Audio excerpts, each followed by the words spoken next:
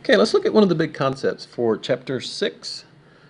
Chapter 6, one of the things we cover is lower of cost or market. You notice here that this company, Ramirez, is applying the lower of cost or market rule to inventories.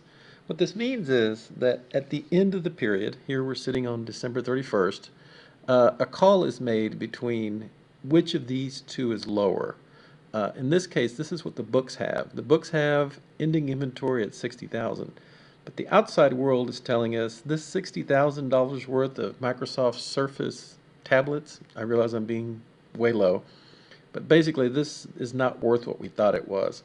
It's really worth this, okay? This is going to force us to lower the value of inventory.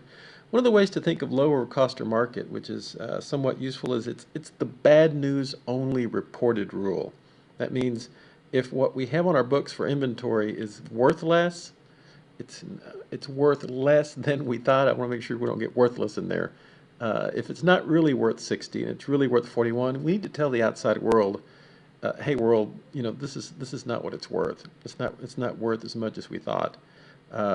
If this $60,000 goes up in value to 80,000, that's the good news, but we cannot report under accounting conservatism, we can't report that this is worth more now. We can only report it if it has significantly dropped in replacement cost, or if it's assessed and it's just not worth that much.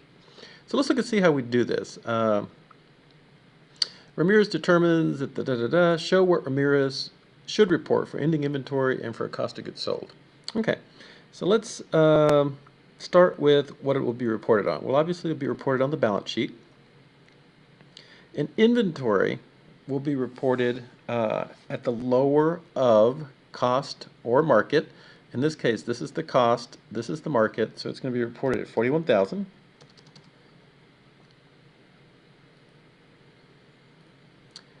Cost of goods sold will be reported on the, well, this is the income statement because a cost of goods sold is kind of like an expense.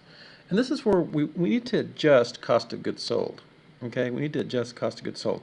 One of the reasons is the only way inventory goes down is if we sell inventory, or, underscore the or, if we experience a decline in value.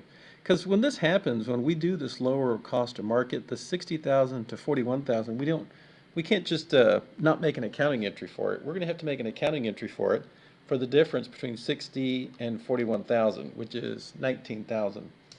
So on the books, to adjust 60 to 41, we're going to have to come over here and we're going to lower inventory. That's inventory by 19,000. Okay, that's 60,000. Inventory is an asset. Inventory has a normal debit balance. We're going to lower it to 41,000 by taking 19,000 out of it. And then what we're going to debit is cost of goods sold. So we'll finish the entry here. And that's the entry. We have to make this entry to get cost of goods sold right. We have to make this entry to make inventory right. And this is using lower of cost or market. Keep in mind, if the value had gone up for this inventory, we would not be making this entry.